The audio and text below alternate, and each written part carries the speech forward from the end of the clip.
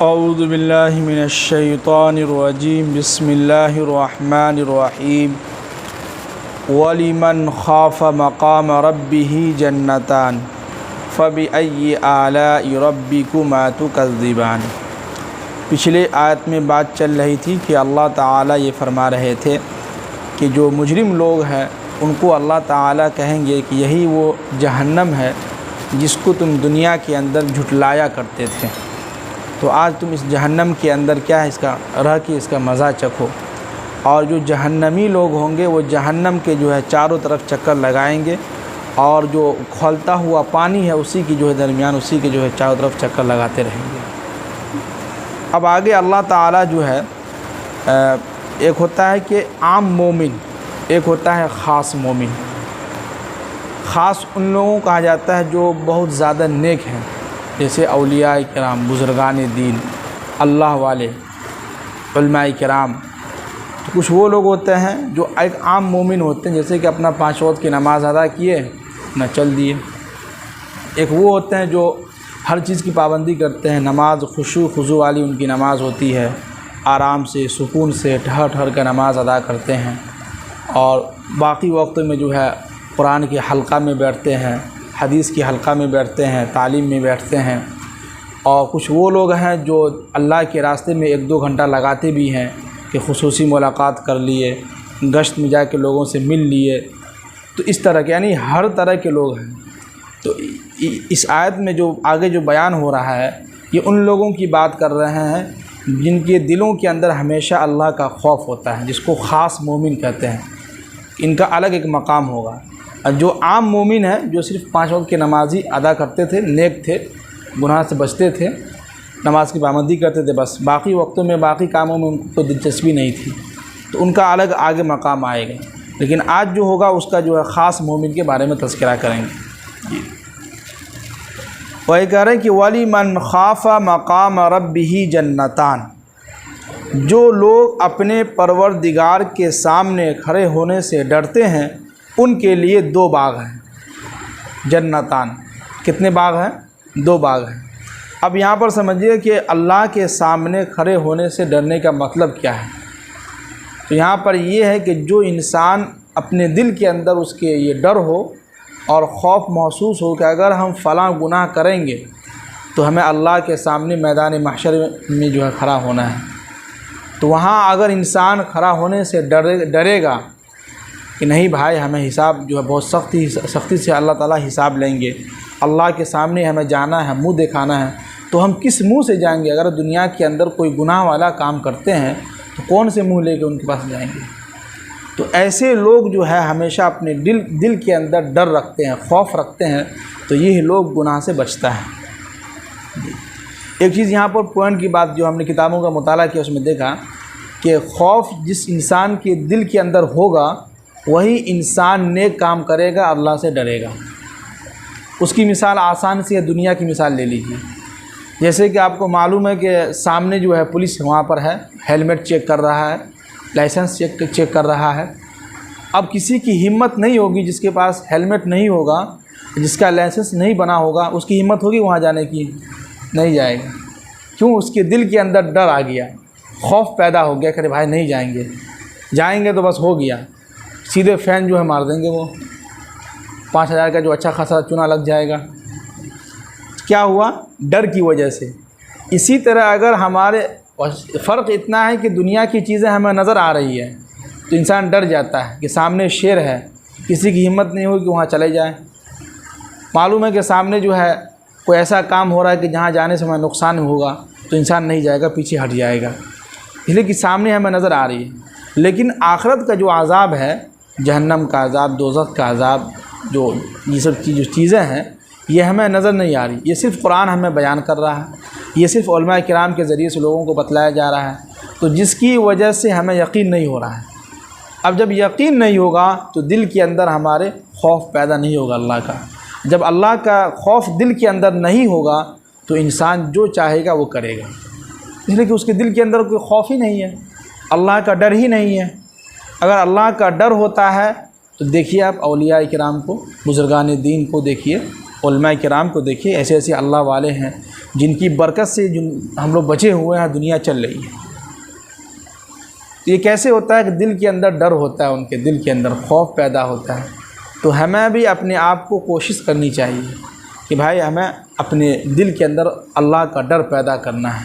جی دوسری بات ایک چیز یہ دیکھیے کہ ہم لوگ جو ہے مسجد کی جو ہے بہت ساری چیزیں خرید لیتے ہیں، مسجد جو ہے دیکھیے کہ بہت جگہ ہیں، لیکن مسجد کو آباد کرنے کی فکر کسی کو نہیں ہے کہ نہیں؟ بھائی اتنا زمین لے لیں گے، وہ لیں گے، وہ لے لیں گے، یہ لے لیں گے، اتنے زمینیں ہو جائیں گی۔ ٹھیک ہے، بات صحیح ہے، اگر زمینیں ہو جاتی ہیں تو اچھی بات ہے، لیکن اس سے زیادہ ہمیں فکر جو ہے مسجد کی آبادی کی فکر کرنی ہوگی۔ اور یہ یہاں بیٹھے بیٹھے نہیں ہوگا، یہاں بیٹھ کے بولنے سے نہیں ہوگا۔ جیسے کل پرسوں لوگ بات کر رہے تھے آپس میں کہ مسجد کی آبادی کے لوگ نہیں آ رہے ہیں نماز کے لیے، کیا کیا جائے نہیں کیا جائے، تو یہاں بیٹھ کے بولنے سے نہیں ہوگا، ہے کہ نہیں؟ اگر ایسا ہوتا تو اللہ کے نبی بیٹھے رہتے اور کہتے کہ لوگ آئیں گے ایمان میں داخل ہوں گے تو ہم دین کی دعوت دیں گے۔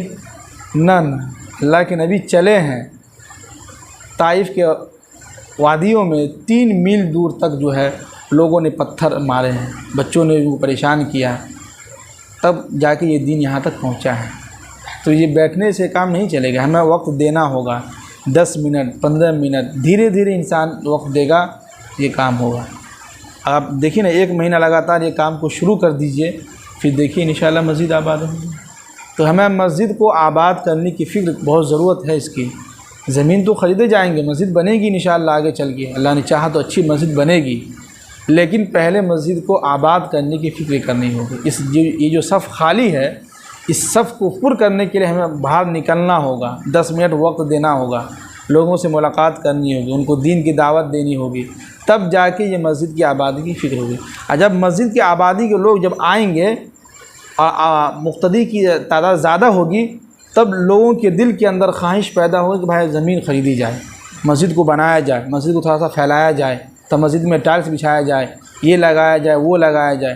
اور لگتا ہے، اب دیکھیے جس مسجد کی آبادی کی فکر ہو رہی ہے اور مقتدی زیادہ ہوتے ہیں، اسی مسجد میں کچھ نہ کچھ روزانہ کام ہوتے رہتا ہے۔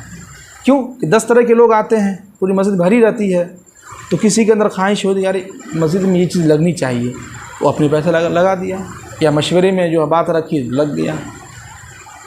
تو آبادی سے ہوتا ہے، خالی مسجد سے کچھ نہیں ہوتا ہے۔ تو تمام لوگوں کے ذہن میں یہ باتیں آئے گی اور وہ بات مشورے میں رکھی جائے گی، وہاں بات چلے گی، اور مشورے میں خیر ہوتا ہے۔ مشورے سے اگر کوئی کام کیجیے گا تو انشاءاللہ جلدی ہوگا، نہیں تو نہیں ہوگا پھر۔ جی تو وہی کہہ رہے ہیں کہ وَلِمَنْ خَافَ مَقَامَ رَبِّهِ جَنَّتَانِ، کہ جو لوگ اپنے پروردگار کے سامنے کھڑے ہونے سے ڈرتے ہیں تو ان کے لیے ہم نے 2 باغ رکھے ہیں۔ کتنے باغ؟ 2۔ اب آگے اللہ تعالیٰ کریں گے پھر کہ فَبِأَيِّ آلَاءِ رَبِّكُمَا تُكَذِّبَانِ، تو میرے بندو تم کون کون سی نعمتوں کو جھٹلاؤ گے؟ اے جنات و انسان، تم میری کون کون سی نعمتوں کو جھٹلاؤ گے؟ جی اب آگے کہہ رہے ہیں کہ ذواتا افنان، اور اس میں جو ہے سمجھیے کہ شاخوں سے بھرے ہوئے ہوں گے۔ کیا مطلب؟ جو باغ ہوتا ہے باغیچہ، تو اس باغیچے کے اندر درخت ہوتے ہیں، تو اس درخت کے جو اوپر کا جو تنا والا جو حصہ ہوتا ہے، جیسے یہ شاخ ہے، یہ پورے جھکے ہوئے ہوں گے، پورے دم بھرا ہوا ہوگا، جس کی وجہ سے باغیچہ بالکل ٹھنڈا رہتا ہے۔ ایسے باغ ہوں گے۔ دنیا کا باغ تو بہت گندگی رہتا ہے اس میں، لیکن جنت کا جو باغ ہوگا وہاں تو الگ ہی مزہ ہوں گے، کتنی خوبصورتی ہوگی کہ واللہ کو معلوم ہے۔ بس قرآن ہمیں بیان کر رہا ہے، قرآن ہمیں بتلا رہا ہے، تو جس کے ذریعے سے ہم لوگوں کے دل کے اندر خواہش پیدا ہوتی ہے، تو ہم لوگ اس پہ نیک کام کرتے ہیں۔ جی اب آگے کہہ رہے ہیں کہ فَبِأَيِّ آلَاءِ رَبِّكُمَا تُكَذِّبَانِ، تو تم اے انسان اور جنات، تم اپنے رب کی کون کون سی نعمتوں کو جھٹلاؤ گے؟ جی کون کون سی نعمتوں کو جھٹلائیں گے ہم؟ کتنا انکار کرتے رہیں گے؟ جی اب آگے کہہ رہے ہیں کہ فِيهِمَا عَيْنَانِ تَجْرِيَانِ، صرف یہ نہیں ہے کہ صرف درخت ہوں گے اور اس کے جو ہے شاخیں نیچے گرے ہوئیں گے، نہ نہ نہ، بلکہ ان باغوں کے اندر 2 چشمے بہہ رہے ہوں گے پانی کا۔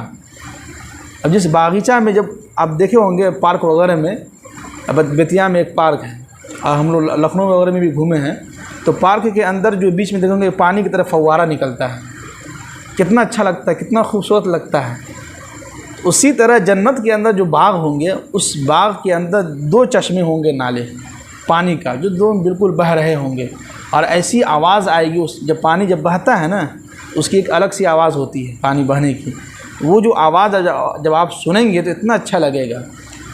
وہی کہہ رہے ہیں کہ اس باغ کے اندر شاخوں سے بھرے ہوئے جو ہے پورے ایک دم گرے ہوئے ہوں گے، اور اس باغوں کے اندر جو 2 چشمے بہہ رہے ہوں گے۔ کتنے چشمے؟ 2 چشمے۔ اب آگے اللہ تعالیٰ پھر وہی الفاظ کہہ رہے ہیں کہ فَبِأَيِّ آلَاءِ رَبِّكُمَا تُكَذِّبَانِ، تو میرے بندو تم میری نعمتوں کو جو ہے تم کون کون سی نعمتوں کو تم جھٹلاؤ گے اور کتنا انکار کرو گے۔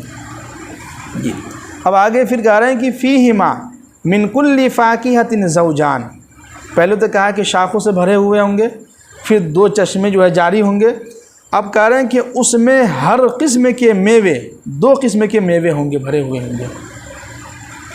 پھل جو ہے اس میں جو ہے صرف ایک قسم کا نہیں ہوگا، 2 قسم کے ہوں گے پھل، ہر پھل سب کا جوڑا جوڑا ہوگا۔ جی اب آگے کہہ رہے ہیں کہ فَبِأَيِّ آلَاءِ رَبِّكُمَا تُكَذِّبَانِ، تو اے میرے انسان جنات اور انسان، تم اپنے رب کی کون کون سی نعمتوں کو جھٹلاؤ گے۔